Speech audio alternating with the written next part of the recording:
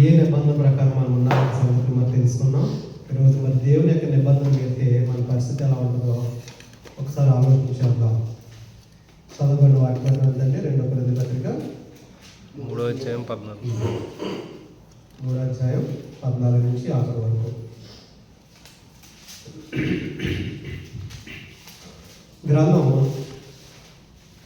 గ్రంథంగా చదివితే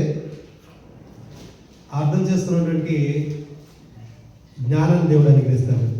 3వ అధ్యాయం 14 నుంచి ఏమంటాడంటే, మరి వారి మనస్సులు కఠినంగా ఉన్నాయట.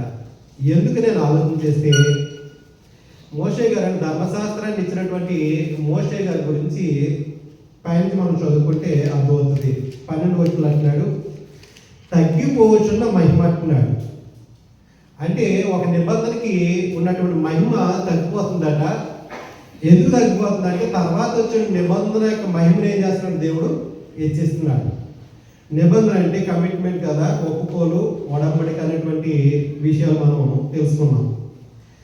కాబట్టి నిబంధనలో దేవుడు ఒకవేళ మనం దేవుడు ఇచ్చినట్టు నిబంధనలు నిలబడకపోతే మానవులు చేసుకున్న నిబంధనలు ఉన్నాయి.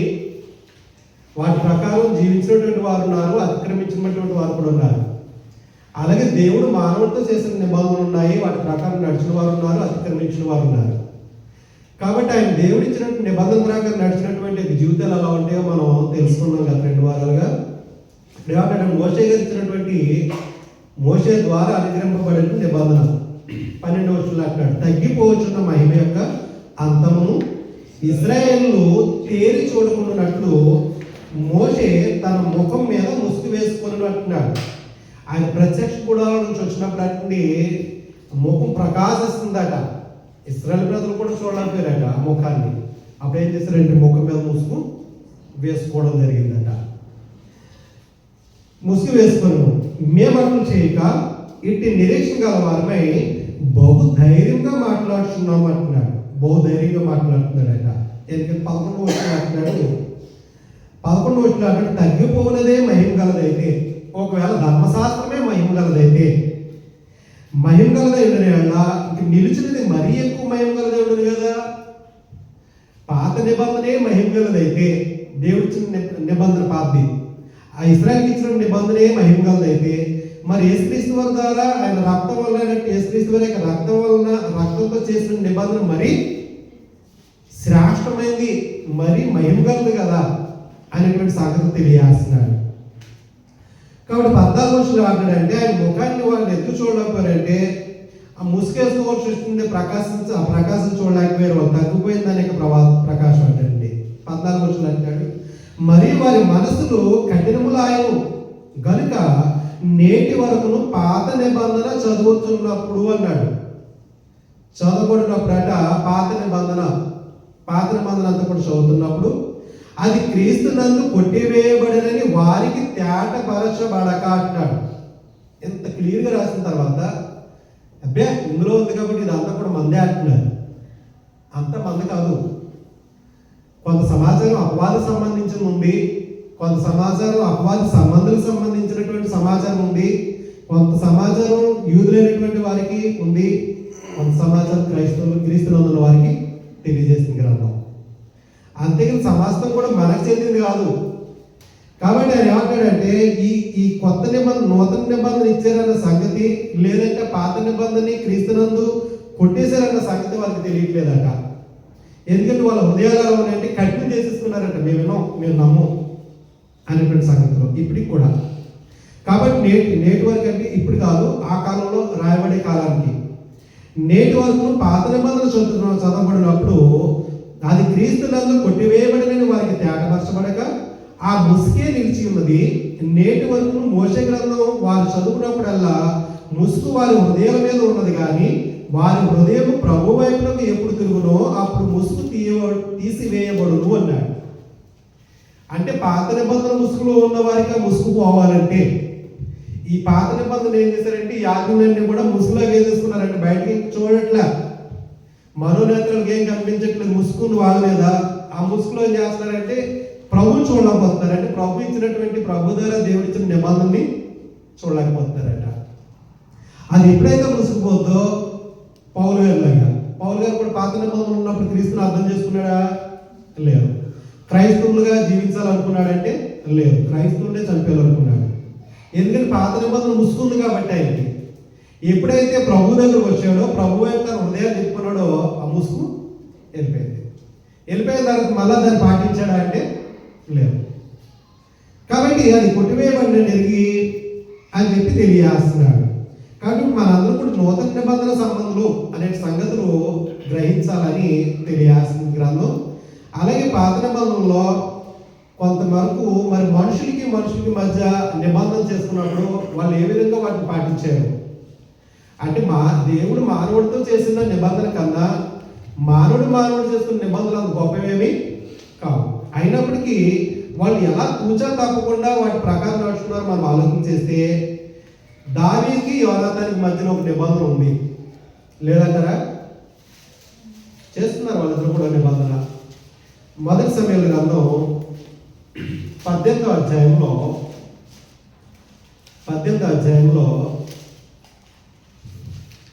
దావీదు గారు గొలియాతు యొక్క తల తీసుకుని సౌలు గారి దగ్గరికి వచ్చిన తర్వాత, సౌలు తన దగ్గర పెట్టుకున్నప్పుడు దావీదుని కాలకం మీద వాళ్ళిద్దరికి సౌలు యొక్క కుమారుడైనటువంటి యోనాతానికి దావీదుకి స్నేహం ఏర్పడిందట. ఈ స్నేహం ఎంత వరకు ఏర్పడిందంటే వాళ్ళిద్దరూ కూడా విడదీయలేనంత స్నేహం ఏర్పడిందట. కాబట్టి 18వ అధ్యాయానికి వెళ్తే మొదటి క్వశ్చన్ అంటున్నాడంటే, దావీదు సౌలుతో మాట్లాడుతూ చాలించినప్పుడు యోనాతాను హృదయము దావీదు హృదయముతో ఎలా కలిసిపోద్దని హృదయం? శరీరాలు కలిస్తే మనసులు కలలేదనుకోండి, అవి ఎప్పుడు కూడా కలిసినట్టు. భార్య భర్తలు ఇద్దరు కూడా ఏక శరీరం అన్నాడు. ఏక శరీరం అంటే శరీరాలు కలిస్తే ఏక శరీరమా? వారి మనసులు కలాలి, హృదయాలు కలాలి. దావీదు యోనాతాను యొక్క హృదయాలు అంటే కలిసిపోయినాయి అంటే వాళ్ళిద్దరే ఆలోచనలు ఒకటే. వాళ్ళిద్దరూ కూడా భక్తిగా జీవించాలనుకున్నారు, దేవుడికి లోబడి జీవించాలనుకున్నారు. అందుకే దావీదుకి ప్రాణోపాయం కలిగజేస్తున్నాడని వారి తండ్రి గారిని ధిక్కరించడానికి, ఎదిరించడానికి ప్రాణానికి సైతం లెక్క చేయకుండా సిద్ధపడ్డాడండి. యోనాతాను కలిసిపోయింది. కాబట్టి కలిసిపోయింది. యోనాతాను దావీదును తన ప్రాణ స్నేహితుడిగా భావించుకుని అతన్ని ప్రేమించాడు. ఆ దినమున అతని తండ్రి ఇంటికి తిరిగి వెళ్ళనీయక సౌలు అతను చేర్చుకున్నాడు. దావీదు తనకు ప్రాణ స్నేహితుడిని భావించుకొని అతనిని ప్రేమించుచు యోనాతాను అతనితో ఏం చేశాడట? నిబంధన చేసుకున్నాడట. దావీదు తనకు ప్రాణ స్నేహితుడని భావించుకున్నాడు. ముందు ప్రాణ స్నేహితుడని ప్రాణం తీసేసేవాడనా? ఇప్పుడు ప్రాణ స్నేహితులు ఎలా ఉంటున్నారు? ఎంత నమ్మితే అంతే అంకల్ నుంచి ఎన్నిపోటే కదా పొడి చేసేది. అంత నమ్మి తాళం చేతులు పెట్టండి, అవుటు ఏదో నా చేతిలో పెట్టి నమ్మేసి ఇవ్వండి, మళ్ళీ వచ్చేసరికి అది ఉండదో టైంలో. అంటే ఎవరినైతే ఇప్పుడు బాగా నమ్ముతారో వాళ్ళే వెన్నుపూడిదారులాగా ఉంటారంటే వాళ్ళు ప్రాణ స్నేహితులు కాదు, వాళ్ళు ముసుకేసుకున్న స్నేహితులు అంటే. కానీ ప్రాణ స్నేహితుడు అంటే తన స్నేహితుడు ప్రాణానికి బదులుగా ప్రాణం పెట్టేవాడు. దావీదు ప్రాణాలు కాపాడడం కోసం ఎవరు కూడా తెగించలేదట సౌలుని అడగడానికి. ఎందుకు దావీదుని చంపాలనుకుంటున్నావు అని అడిగారు ఎవరన్నా? తెలియదు వాళ్ళందరికీ దావీదుని సౌలు చంపేస్తాడని సంగతి తెలియదంటే తెలుసు, అందరికీ తెలుసట. కానీ యోనాతానికి దావీదుకి ఉన్న సంబంధం గురించి నాకు ఎందుకు చెప్పలేదని అందరి మీద చిరాకు పడతాడు. దావీదు ఏ విధంగా సరే తప్పించాలి, అతని స్థానంలో నేను చచ్చిపోయినా పర్లేదు అనుకున్నాడు యోనాతాను. కాబట్టి ఇప్పుడు దావీదు నాకు ప్రాణ స్నేహితుడు అని అనుకున్నట్ట అతన్ని ప్రేమిస్తూ యోనాతాను అంటే అతనితో ఒక నిబంధన చేసుకున్నాడట. 4 వర్షాలు అంటున్నాడు. మరి యోనాతాను తన దుప్పటిని, తన కత్తిని, తన విల్లును, నడికట్టును తీసి దావీదుకి ఇచ్చాను అంటున్నాడు. అవేందుకు ఇవ్వాలి అంటే తన స్నేహితుడి యొక్క గొప్పతనాన్ని చూడాలనుకుంటున్నాడు. ఒక గొలియాతు ఏమీ లేకుండానే చిన్న రాయిటి గొలియాతుని చంపేశాడంటే, పడగొట్టి తన కత్తి గొలియాతు కత్తితోనే తన నరికించాడంటే ఇంక నా సామాగ్రి ఇస్తే ఇంకెంత గొప్పడవుతాడో అనుకున్నాడు. అంటే ఆయన్ని రాబోయే ఒక రాజును చూశాడు ఆయన.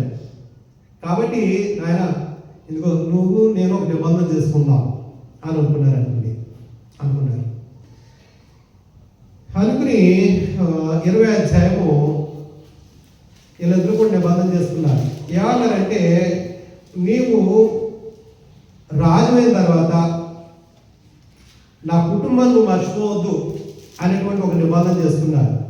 20వ అధ్యాయంలో 12వ వచనంలో ఒకసారి మనం ఆలోచన చేస్తే, అప్పుడు యోనాతాను ఇశ్రాయేలునకు దేవుడైన యెహోవా సాక్షి, రేపైనను ఎల్లుండైనా ఈ వేళప్పుడు నా తండ్రిని శోధిస్తా.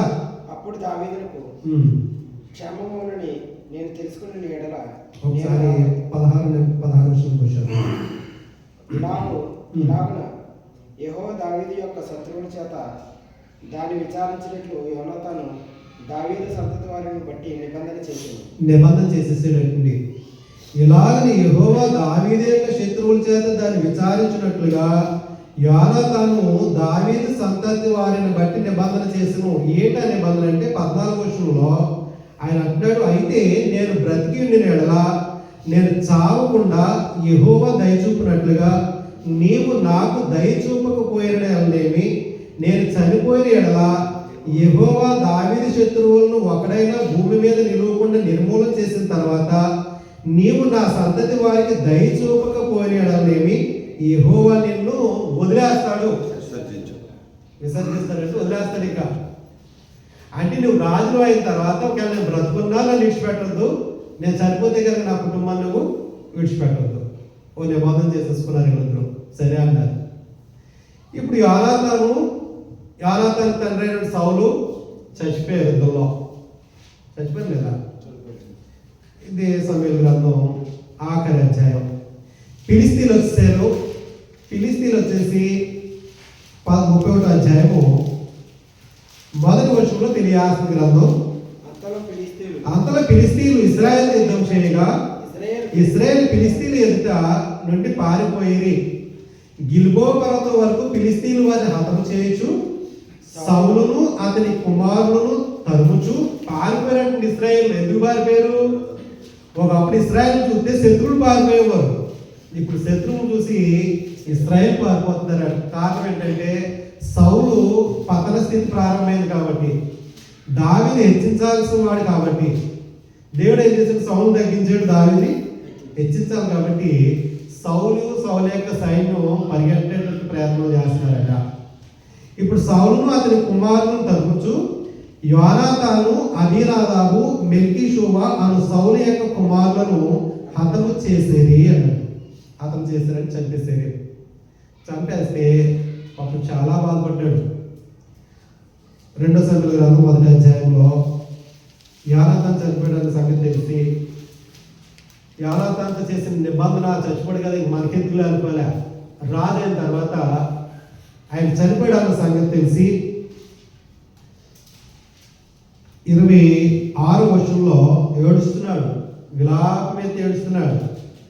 అయ్యో నా సహోదరుడా యోనాతానా, నీవు నాకు అతి మనోహరుడు ఏంటివి, నీ నిమిత్తం నేను బహు శోకము నొందుచున్నాను, నాయందు నీకున్న ప్రేమ బహు వింతైంది.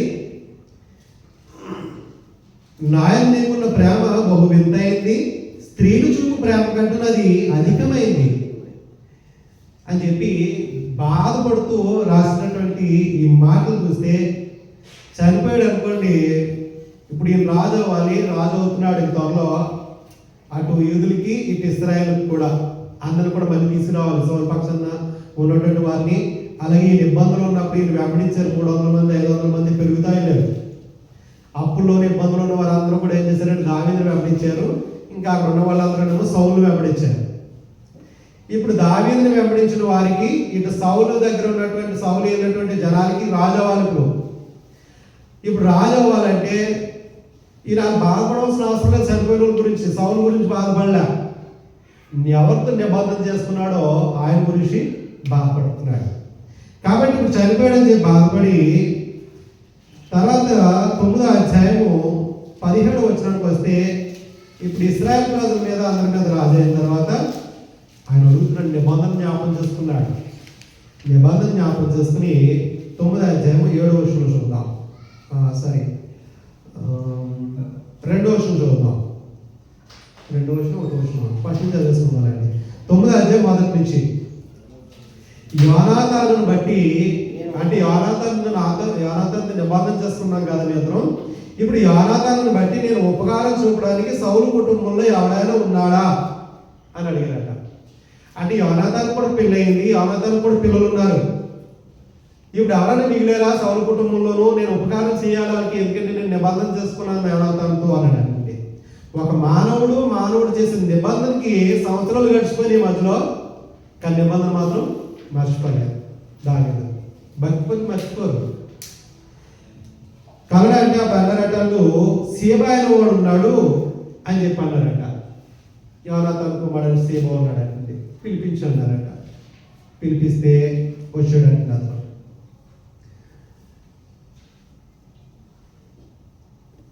అతను సీబా అతను వస్తే 4వ వచనంలో అతను ఎక్కడున్నాడని అడుగుగా, సీబా చిత్తగించుము, అతడు లోదెబారులో అమ్మేల్ కుమారుడు మాకీర్ అంటున్నాడని రాజు అన్నారట. అప్పుడు అక్కడి నుంచి తీసుకొచ్చారు. 6వ వచనంలో మెఫీబోషెత్ అనుకుంటా అతని పేరు. సీబాను అని అడిగితే మెఫీబోషెత్ అని అతను ఉన్నారని చెప్పినప్పుడు 6వ వచనంలో సౌలు కుమారుడైన యోనాతానుకు పుట్టిన మెఫీబోషెతు దావీదు దగ్గరకు వచ్చి సాగిలపడి నమస్కారం చేయగా, దావీదు అంటున్నాడు, మెఫీబోషెతు అని అతను పిలిచినప్పుడు అతడు, చిత్తము నీ దాసుడైన నేను ఉన్నానన్నాడు. అందుకు దావీదు, నీవు భయపడవద్దు, నీ తండ్రి అయిన యోనాతాను నిమిత్తము అంటున్నాడు. జ్ఞాపకం చేసుకున్నాడు నిబంధన. యోనాతాను నిమిత్తము నిజముగా నేను నీకు ఉపకారం చూపి నీ పితరుడైన సౌలు భూమి అంతా నీకు మరలా ఇప్పిస్తానని చెప్పి ఇతను బ్రతుకున్నంత కాలం కూడా రాజుగారి బల దగ్గర భోజనానికి ఏర్పాటు చేశాడట. ఇతను కుంటుడు పాపం అయినప్పుడు కూడా దావీదు తెచ్చుకోవట్లేదు. ఎందుకంటే అతను తండ్రితో చేసిన నిబంధన నెరవేర్చాలనుకున్నాడు, ఉపకారం చూపాలనుకున్నాడు. అతనికి ఎన్ని కష్టాలు వచ్చినప్పటికీ, ఎన్ని ఇబ్బందులు వచ్చినప్పటికీ ఆయన నిబంధన మాత్రం విడిచిపెట్టలేదండి. ఇద్దరి మధ్య ఒప్పుకొని విడిచిపెట్టలే. భక్తిపరుడు అయితేనంట నష్టం వచ్చినా కానీ మాట తప్పడానికి. ఒకసారి దావీదు రాసినట్టు కీర్తన గ్రంథంలో ఈయన రాశారు, ఈయనకి ఎన్ని ఇబ్బందులు వచ్చినా సరే వడంబడికి కట్టుబడిపోయినట్టుండి. 15వ కీర్తన 4వ వచనంలో ఆపినంటే, అతని దృష్టికి నీచుడు అసహ్యుడు, అతను యెహోవాకు భయభక్తులు గలవారిని సన్మానిస్తాడు. ఎవరు అని అంటే దేవుని గుడారంలో ఉండగలిగిన వాడు, అంటే దేవుని కొరకు బ్రతికేవాడు, దేవునికి యథార్థంగా బ్రతికేవాడు అట్టుండి, యథార్థంగా బ్రతికేవాడు కంట నీచుడు అసహ్యుడు అట్టుండి, అంటే నీచమైన పనులు చేసేవాడు అసహ్యంగా చూస్తాడట అలాంటి వాడిని. కానీ దేవుడు అంటే భయభక్తులు గల వారిని మాత్రం సన్మానిస్తాడు. అతను ప్రమాణం చేయగా నష్టం కలిగినను మాట అస్సలు తప్పదు. నష్టం కలిగిన అంటే రేపు పొద్దున్న కొంచెం ఇబ్బందులు ఉన్నాను అనుకోండి, ఇస్తాలే రేపు పొద్దున్న రాను అనుకోండి, ఆయన రేపు వచ్చేటప్పటికి లేవు, ఏం చేయాలి? మాట ఇచ్చాం, లేవని చెప్పేచ్చు, వెళ్ళిపోతారు కూడా. కానీ మాట ఇచ్చేసాం కదా, మన మీద ఆధారపడి ఏం చేశాడు? ఇంకెవరిని అడగకపోతే ఏం చేయాలి? ఇప్పుడు ఈ మీద ఆధారపడి వచ్చాడు. ఎందుకు వచ్చాడు ఇక్కడ దాకా అంటే, ఇంకెక్కడా మాకు పని అవ్వదు ఈయన దగ్గర తప్ప అని చెప్పి ఆయన వస్తే, ఈయన సరే రేపు రా అన్నాడు. వచ్చేటప్పటికేమో అన్నీ అయిపోయి ఏమీ లేవు. ఇప్పుడు ఏం చేయాలి? ఏం చేయాలంటే నష్టం కలుగుతున్న దగ్గర మాట అనేది తప్పనివ్వడానికి భక్తిపరుడు. అంతేకాకుండా 3వ వచనంలో అంటున్నాడు, అటు వాడు నాలుగుతో కొండల అడ్డు, తన చిలికానికి కీడు చేయడు, తన పొరుగువాడి మీద. అంటే దేవుని వల్ల భయభక్తులు కలిగిన వారి జీవితంలో ఉంటుంది. అలాంటి వారు కాబట్టి నిబంధన వాళ్ళు మీరేటువంటి అవకాశం ఉండదండి. 2వ వచనంలో అంటున్నాడు, యథార్థమైన ప్రవర్తన కలిగి నీతిని అనుసరిస్తాడట, హృదయపూర్వకంగా నిజమే చెప్పవాడు. దావీదు నిజంగా చేశాడంటారా నిబంధన? ఏదో లేదు రాజుగారు కుమారుడు కదా చేశాడంటారా? ఆయన రాజుగారు కుమారుడు అని చేయలే, నా ప్రాణ స్నేహితుడిన అని చెప్పి చేసుకున్నారండి. విడిచిపెట్టలే. నిబంధన ప్రకారం నడిచాడు కాబట్టి దేవుడి దృష్టికి ఏమయ్యాడు? నా హృదయానుసారుడు అన్నాడు దావీదు. అలాగే మనం ఆలోచన చేస్తే గిబియోనీలు అనేటువంటి ఒక జాతి ఉంది. యెహోషువ గ్రంథంకి వెళ్తే గిబియోన్ అనేటువంటి ఒక జాతి ఉందండి. 9వ అధ్యాయం యెహోషువ గ్రంథం 9వ అధ్యాయంలో మొదటి నుంచి మనం చదువుకున్నట్లయితే, యోర్దాను అవతల ఉన్న మన్యంలోను లోయలోను లెబానోను ఎదుటి మహాసముద్రపు తీరమందంతను ఉన్న హిత్తీయులు, అమోరీలు, కనానీయులు, పెరిజీలు, ఇవ్వీలు, ఎబూషీలు 7 జాతుల వారిని కనాన్ దేశంలో ఉన్నటువంటి వారు. అనివారి రాజులందరూ కూడా జరిగిందని విన్నారు. అయ్యి బాబు, ఇశ్రాయేల్ ప్రజలు ఏ దేశం నుంచి వస్తుంటే ఆ దేశం నాశనం అయిపోతుంది, వాళ్ళకి ఎదురెళ్ళి ఎవరు కూడా నిలబడలేరు అని చెప్పి భయాక్రాంతులు అయిపోయినట్టు వీళ్ళందరూ. వీళ్ళే ఎంత భయపడిపోతుంటే ఇన్ని జాతుల వారు, మరి గిబియోనుల పరిస్థితి ఏంటి? వాళ్ళు అనుకున్నారంటే, అమ్మో, కనాల్లో ఉన్నటువంటి వీళ్ళు ఎంత భయపడిపోతుంటే మన వాళ్ళు ఎదుర్కొంటాం వాళ్ళని, కాబట్టి వీళ్ళతో రాజీ పడాలి. రాజీ పడాలంటే రాజీ పడడానికి లేదు. అక్కడ దేవుడు ఏమన్నాడంటే, కనాన్ దేశంలో ఎవరి మీద కనుక చూపొద్దు, మొత్తం అందరిని కూడా చంపండి. కాబట్టి ఇక్కడ ఏమంటారంటే 2వ వచనంలో, వారు యెహోషువతోనూ ఇశ్రాయేలుతోనూ యుద్ధము చేయడానికి కూడి వచ్చింది పైన ఉన్నటువంటి జాతులు. యెహోషువ యెరికోకును హాయికును చేసిన దాన్ని గిబియోను నివాసులు విన్నప్పుడు యెరికో పట్టణం వచ్చారు. యుద్ధం ఏం చేశారు వాళ్ళు? యెరికో పట్టణంలో యుద్ధం చేశారా? 7 సార్లు అలా గోడ చుట్టూరు తిరిగేదానికి మాత్రం ఎరుకో గోడ కొట్టిపోయిందట, పెద్ద గోడ. అంటే వీళ్ళు ఏం చేయాల్సినది కానీ వీళ్ళు అనుకుంటే దేవుడు అన్ని చేసేస్తారు. వీళ్ళకి ఏమన్నా ఇవ్వాలనుకుంటే దేవుడు తన దూతను ముందుగా పంపించేస్తారు. కాబట్టి వీళ్ళతో చాలా జాగ్రత్త ఉండాలని వీళ్ళు వెళ్తున్న ప్రదేశాలన్నీ కూడా, సంగతులన్నీ కూడా, చుట్టుప్రక్కల ఉన్న దేశాలందరూ కూడా వినపడినప్పుడు భయపడిపోతున్నారట. భయపడిపోయారు కాబట్టి వారు కపటోపాయం చేసి ఎవరంటారు? 3వ వచనంలో,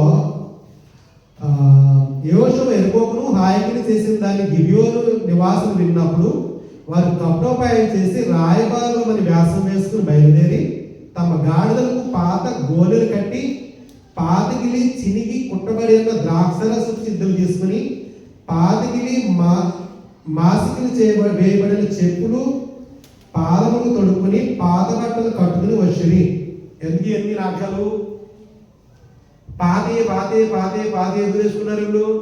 రొట్లు కూడా రండి ఎండబెట్టుకున్నాను, ముక్కలు ఎండిపోయి తెచ్చుకున్నారండి. రొట్లు డ్రెస్గా చేసుకుని తెచ్చుకోవచ్చు. అక్కడే వాళ్ళు ఇంటికి ఇలా చిరుక్కొని మాసుకొని ఎన్ని ఎందుకు వేసుకున్నారంటే, అయ్యా మేము చాలా దూరం నుంచి వచ్చాం, మీ గురించి విన్నాము, మేము మీకు దాసలు ఉండాలనుకుంటున్నాము. ఇదిగో చూడండి, మా చెప్పులన్నీ అరిగిపోయి, మా బట్టలన్నీ మాసుకొని చిరుక్కొని, ఎప్పుడో మేము చేసుకుని బయలుదేరి వచ్చినప్పుడు మా రొట్లో ఫ్రెష్ ఇప్పుడు ఎండిపోయిన ముక్కలు అయిపోయి, కాబట్టి మేము చాలా దూర ప్రాంతంలో మీతో మాతో కొంచెం నిబంధన చేయండి, మీరు మమ్మల్ని ఏం చేయాలని చెప్పారంట. ఎందుకంటే పక్కలో అంటే ఇప్పుడు పక్కన వారైతే యెహోషువ దేవుడు నడిపిస్తున్నాడు కదా, ఇప్పుడు నిబంధన చేసుకోమందాం అంటారు. నిబంధన చేసుకుందాం అంటే ఒకసారి ఆలోచన చేద్దాం. 6వ వచనంలో 5వ వచనంలో, పాతికిలి మాస్కులు వేయబడిన చెప్పులు పాదాలు తొడుక్కుని పాత బట్టలు కట్టుకుని వచ్చి వారు ఆహారంగా తెచ్చుకున్న భక్ష్యములను ఎండిన ముక్కలు ఉన్నాయంట. వారి గిలగాలందరి పాలెంలో ఉన్న యెహోషువ వద్దకు వచ్చి, మేము దూర దేశం నుండి వచ్చిన వారము, మాతో ఒక నిబంధన చేయండి అని ఇశ్రాయేలుతో, ఒక జాతి వారు వచ్చి ఇంకొక జాతి వారితో నిబంధన చేస్తున్నారు. ఇందాక ఒక మనుషుడు చేసుకున్నారు నిబంధన మీద, దేవుడు వారిని కలిగించాడు. ఇప్పుడు ఒక జాతి ఇంకొక జాతితో చేస్తున్నారు. కానీ దేవుడేమో వీళ్ళందరూ కూడా నిర్మూలన చేయమని చెప్పాడు. కానీ అందులో ఒక పక్కన వారే మేము దూరం అని చెప్పి అబద్ధం ఆడి కప్పోపాయం చేసి వచ్చి వీళ్ళతో ఒక నిబంధన చేసుకుందాం అంటున్నారు. ఇప్పుడు యెహోషువ ఏం చేయాలి? ఇప్పుడు ఎవరిని అడగాలి? దేవుడిని అడగాలి కదా. అడగలేదు పాపం, జాలి పడిపోయాడు. బాత్రూమ్ కల్లా చిరుపురి పట్ల మా దగ్గర వేసుకోండి ఇచ్చేసి ఉంటారండి. వెనుకొనియా కూర్చొని భోజనం పెట్టేస్తారని చెప్పి ఇంక భోజనం పెట్టేసి ఏం చేసుకున్నట్టు అలాగని జాలి ఎక్కువైపోయింది. దేవుడిని అడగలే. మొత్తం ఏం చేశారంటే వడంబడి చేసుకున్నారంట. మేము ఏం చేయండి, మీ మీద కావాలి మొత్తం మీ పక్కన మేమే యుద్ధం చేస్తామని ఒక వడంబడి చేసుకున్నారట. ఆలోచించాలి. 7వ వచనంలో, ఇశ్రాయేలు మీరు మా మధ్య నివసించిన వారేమో మేము మీతో ఎలాగ చేయగలమని ఆ హివీయులతో అన్నారండి. వారు మేము మీ దాసులమని యెహోషువతో చెప్పినప్పుడు యెహోషువ మీరు ఎవరో ఎక్కడి నుంచి వచ్చింది అని అడగగా వారు నీ దేవుడైన యెహోవా నామను బట్టి నీ దాసులను మేము బహుదూరం నుండి వచ్చాము. అబద్ధాలు ఆడేస్తారు పాప వీళ్ళు. వాళ్ళు అక్కడికి అడిగారు అంటే వీళ్ళు అబద్ధాలు ఆడుతున్నారు కానీ దేవుడిని అడగలే యెహోషువ నాయన మరి ఎవరైనా వీళ్ళు ఎక్కడి నుంచి వచ్చారు అని. ఆడకుండానే నిబంధన చేసుకున్నారట. ఎన్నో విషయం అంటే 15వ విషయం 14వ విషయం ఇశ్రాయేలీయులు యెహోవా చేత సెలవు పొందకయే వారి ఆహారంలో కొంత పుష్పలుగా యెహోషువ ఆ వచ్చిన వారితో సమాధానపడి వారిని బ్రతికనిచ్చుటకు వారితో నిబంధన చేసెను. మరియు సమాజ ప్రధానులు వారితో ప్రమాణం చేసి మిమ్మల్ని మేము చంపం, మీరు అంతమంది మేము కాపాడేస్తామన్నారంట. ఈ నిబంధన అయిపోయిన తర్వాత వాళ్ళు ఎక్కడో తెలిసిపోయింది. ఎందుకు అక్కడంటే మన పొరుగుళ్ళే మన పక్కనోళ్ళే అనుకున్నారంట. ఇప్పుడు ఏం చేయాలి? ఇప్పుడు నిబంధన కట్టుబడాలా? చంపని నిబంధన చేశారు దేవుడిని అడగకుండా. ఇప్పుడు చంపేస్తే నిబంధన మీరుతారు. నిబంధన మీరితే దేవుడు ఊరుకుంటాడా? ఇప్పుడు ఇరుకులో ఉన్నారు. ఏం చేయలేదు? దానికి పరిష్కారం వెతుక్కుంటున్నారు. ఇప్పుడు ఆలోచన చేద్దాం. 19వ వచనంలో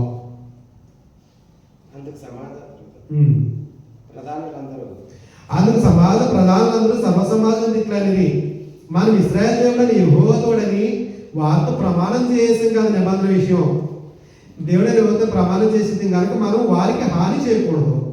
మనం వారితో చేసిన ప్రమాణం వలన మన మీదకి కోపం రాకపోనట్లు ఆ ప్రమాణం బట్టి వారిని బ్రతకనీయమని చెప్పి వారికి బ్రతకనీయడానికి సెలవిచ్చారు కనుక ప్రధానులు తమతో చెప్పినట్లు వాళ్ళ సర్వ సమాజానికి ఏం చేశారంటే దోషలుగా చేసుకున్నారు. ఆయనకి మీరు అబద్ధాలు ఆడారు, అయినా సరే మేము చంపడానికి లేదు, ఎందుకంటే కట్టేశారు నిబంధన ద్వారా, కీడు చేయడానికి లేదు.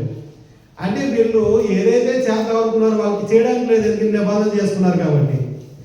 ఇప్పుడు ఏం చేయాలంటే మీరు మాకు కట్టెలు నరకండి, నీరు తోడేవారుగా, అంటే మాకు ఒక దాసులుగా ఉండాలి, మీరు ఉంటారా అన్నాడట. మా జీవితకాలం అంతా కూడా మీరు దాసులుగానే ఉంటామని వాళ్ళు అన్నారంటే. నిబంధన మీరేనంటే ఒక జాతి ఇంకొక జాతితో చేసిన నిబంధనకి దేవుడు సాక్షి కాబట్టి ఈ నిబంధన మీరు చంపేస్తే దేవుడి కోపం వీళ్ళ మీదకి వస్తుందన్న ఉద్దేశంతో నిబంధనని మీరేనండి. ఇంకొక వ్యక్తిని చూస్తే ఒక కుటుంబ యజమాని తన కుటుంబీకులతో ఒక నిబంధన చేసుకున్నాడు అంటే ఇర్మియా గ్రంథం 35వ అధ్యాయంలో యెహోనాదాబు అనేటువంటి ఒక వ్యక్తి తన యొక్క కుటుంబీకులతో ప్రమాణం చేసుకున్నాడట, ఒక నిబంధన చేసుకున్నాడట. దేవాదేవుడు అంటున్నాడు, రాకాబీలు అనేటువంటి ఒక జాతి ఉంది, వాళ్ళ దగ్గరికి వెళ్ళి రాకాబీల కుటుంబానికి వెళ్ళి ఇర్మియా గ్రంథం 35వ అధ్యాయము 2వ వచనం నుంచి మనం చూస్తే ఇర్మియా కట్టిన దేవాదేవుడు, నువ్వు రాకాబీల దగ్గరికి వెళ్ళి వారితో మాట్లాడి యెహోవా మందిరంలోని గదుల్లో ఒక దానిలోకి వారు తీసుకొచ్చి వారు త్రాగడానికి ద్రాక్షారసం ఇయ్యి అన్నాడట. ద్రాక్షారసం తాగొచ్చా లేదా? తాగొచ్చు కదా, ఫ్రెష్ తాగొచ్చు. దాన్ని నిలవబెట్టి పులుసుని తాగితే అది మద్యమైపోతుంది. ఫ్రెష్ తాగితే దానివల్ల ఇబ్బంది లేదు, అధికంగా తాగొద్దు అన్నాడు. ద్రాక్షారసం కళ్ళు ఎరిపెక్కంతా తాగొద్దు అన్నాడు. కానీ ఇప్పుడు అప్పట్లో అందరూ తాగేవారు ద్రాక్షారసం. ఎవరు తాగలేదు? నోవగా తాగలేదా? నోవ దగ్గర తాగుతానే వస్తున్నారు ఇశ్రాయేలు ప్రజలందరూ కూడా. అలాగే వీళ్ళకి రాకాబీలు అనే వాళ్ళకి ఒక గదిలో తీసుకొచ్చి ద్రాక్షారసం పెట్టు, తాగమని చెప్పు అన్నాడట. మరి ఇర్మియా గారికి తెలుసు వాళ్ళు తాగుతారు లేదని సంగతి. తీసుకొచ్చాడు, గదిలో తీసుకెళ్ళాడు, ద్రాక్షారసం పెట్టాడట, తాగండి. 4వ వచనం, యెహోవా మందిరంలో దైవజనుడకు ఇద్దల్యా కుమారుడైన హానాను కుమారులు గదిలోకి వారు తీసుకుని వచ్చి అది రాజుల గదికి సమీపంలో ఉంది అని చెప్పి 5వ వచనంలో, నేను రాకాబీయులు ఏదంటే ద్రాక్షారసంతో నిండిన పాత్రలను పెట్టి ద్రాక్షారసం త్రాగడని వారితో చెప్పగా వారు అంటున్నారు, మా పితరుడు రాకాబు కుమారుడైన యెహోనాదాబు ఏమన్నాడంటే వాళ్ళతోటి, మీరైనా మీ సంతతి వారైనా ఎప్పుడూ ద్రాక్షారసం తాగకూడదు అని ఒక కమిట్మెంట్ చేసుకున్నాడట. ఆజ్ఞ జారీ చేశాడు అంటే ఆజ్ఞాపించాడట. మరి ఏ ప్రమాణం చేయించుకున్నాడో, మీరు ఎప్పుడు కూడా ద్రాక్షారసం తాగవద్దు, మీ కొరకు తోటలు వద్దు, ఇల్లు కట్టుకోవద్దు అన్నాడట. ఏదో ద్రాక్షరసం తాగొద్దంటే పర్లే, ఇల్లు కట్టుకోద్దంటే ఎలా? మరి భార్యలు ఊరుకుంటారా? భార్యలు ఊరుకోరు కదా. ఆడెవరో చచ్చి అన్నాలైంది, ఇంకా ఆడమంటే నీకేది కట్టాలి మా తల్లి. ఆడు కట్టుకోపోతే కట్టుకోకూడదు, నీ అన్న కట్టుకోపోతే నువ్వెలా కట్టు, మనం ఉందా అటు. లేకపోతే ఈ ఊరు ఇడిచిపెట్టే, అది దేశం ఇడిచిపెట్టే, ఎక్కడికన్నా మన ఇద్దరం పోదా అంటారు. కానీ ఆ కుటుంబం అంతా ఎంతలా నిబంధనలు లోబడిపోయారు ఆలోచన చేస్తే, దేవుడు ఎందుకు ఇంత హైలైట్ చేస్తున్నాడంటే నిబంధనలు లోబడిన వారిని ఒకసారి ఆలోచన చేద్దాం. వీళ్ళు అన్నారట, మాకు యోనాలు ఇలాగ ఆజ్ఞాపించాడు కాబట్టి మేము ద్రాక్షరసం త్రాగము అన్నారు 7వ వచనంలో. మరియు మీరు ఇల్లు కట్టుకోవద్దు అన్నాడట. ఆయనే ఇల్లు దేవుడు తెలుసుమా, ఒక మానవుడు యోనాలు అని ఆయన విత్తనాలు విత్తవద్దు అన్నాడట. అంటే ఏ పంటలు మీకు ఉండొద్దు, ద్రాక్ష తోటలు నాటొద్దు అన్నాడట. ద్రాక్ష తోటలు నాటొద్దు, అవి మీకు ఉండనే కూడదు అన్నాడట. ఇవన్నీ ఉంటే మీరు అక్కడే ఉండిపోతారు, వాటి మీద మీ మనసు ఉండిపోద్ది. మీరు ఇంకా ఆస్తులు పెంచుకోవడం కోసం మీ ఇష్టం వచ్చినట్టు బ్రతుకుతారు అనుకున్నాడు, ఏమనుకున్నాడు తెలియదు. కానీ మీకు ముందు ఇల్లు ఉండకూడదు, ద్రాక్షరసం ఎక్కువ తాగితే మత్తులు అయిపోయి ఏ పనులు చేస్తారు అనుకున్నాడు తెలియదు. కానీ కొన్ని కండిషన్తో నిబంధన చేసుకున్నాడు. మీరు మీ ద్రాక్షరసం తాగొద్దు, ఇల్లు కట్టుకోవద్దు, విత్తనాలు విత్తొద్దు, తోటలు నాటొద్దు అన్నాడంతే. ద్రాక్ష తోటలు నాటొద్దు, అవి మీకు ఉండకూడదు అన్నాడంట. మీరు పరవాసం చేయ దేశంలో దీర్ఘాయుష్మంతులైనట్లు మీ దినములన్నీ గుడారములోనే మీరు నివసించాలని అతను మాకు ఆజ్ఞాపించాడు అన్నాడు. పాపం ఎంత ఆస్తులు ఉన్నప్పటికి కూడా వీళ్ళందరూ ఎక్కడ ఉండాలట? గుడారం వేసుకోవాలట. గుడారం టెంపరీ అది. యారు ఎక్కడ ఉంటారు? రేపు పొద్దు మళ్ళీ ఇంకో చోటుకి వెళ్ళి అక్కడ వేసుకుంటే గుడారం తిరిగిపోతే ఇంకో గుడారం కుట్టుకోవాలి తప్ప మాకు ఉన్న చాలా ఉన్నాయని చెప్పి అప్పుడు బిల్డింగ్లు కట్టుకుని రాదంటారా? కట్టకుండానే ఆకాశం అంటే తను గోపురం కట్టేయారంటారు. అప్పట్లో బేరాలతో కట్టలే, అప్పట్లో మట్టికీలతో ఆకాశం అంటే భుజగలిపు దాటేసి ఉంటుంది. అది అంత పెద్దది కట్టేశారు. అప్పట్లోనే ఏ ఇంజనీర్ లేడు, దేవుడిని అడగలా, వాళ్ళ ఆలోచనతో కట్టుకుంటూ పోయారటండి అప్పట్లో. అలాంటి ఇంజనీర్ ఇంతవరకు లేడు. ఎవడిచ్చాడు ప్లాన్ దానికి తెలియదు, కట్టుకుంటూ పోయారటండి. కానీ అలాంటి సంగతులన్నీ తెలిసినప్పటికీ, ఉండాలని ఆలోచన ఉన్నప్పటికీ వాటిని అన్నింటి కూడా చంపుకుని నిబంధనలో పడిపోయారండి. ఆ రేఖాబీల యొక్క కుటుంబం ఏం చేశారట? అలా అన్నారు కాబట్టి 8వ వచనం, మా పితరుడైన రేఖాబు కుమారుడు యెహోనాదాబు మాకు ఆజ్ఞాపించిన సమస్త విషయాల్లో అతని మాటను బట్టి దేవుడు ఆజ్ఞాపించింది కాదు సుమా, అతని మాటను బట్టి మేము కానీ తర్వాత అది బయట నుంచి వచ్చే వాళ్ళు ఎక్కడెక్కడి నుంచి వచ్చినా మాతో ఒక నిబంధన చేసుకున్న తర్వాత నువ్వు కష్టం వచ్చినా, నీకు నష్టం వచ్చినా, నీకు వ్యాధి వచ్చినా, నువ్వు ఎందులో ఉన్నా, ఇబ్బందులు ఉన్నా మేము మీతో ఉంటామని ఒక నిబంధన చేశారు కదా పెళ్లి ప్రమాణాలు. ఇప్పుడు మా భార్యను కానీ నువ్వు సత్యసభ గుడాలో నన్ను మాత్రం కాపురం చేయను అనుకోండి, ఏ పరిస్థితి ఉంది? చేయలేదంటే అలా ఎదురు తిరగలేదండి. మేము కానీ మా భార్యలు కానీ మా కుమారులు కానీ మా కుమార్తెలు కానీ ద్రాక్షారసం త్రాగట్లేదు మానేసాం. మా తండ్రి అయిన యోనాలు మాకు ఆజ్ఞాపించిన సమస్యను బట్టి మరి మేము విధేయులమునట్లుగా కాపురానికి ఇల్లు కట్టుకోవట్లేదు. దేవుడు కట్టుకోద్దన్నాడు ఇల్లు, దేవుడు కట్టుకోద్దల్లా. ఎందుకంటే మానవుకి నివాసయోగ్యం ఉండడానికి భూమిని ఇచ్చాడు.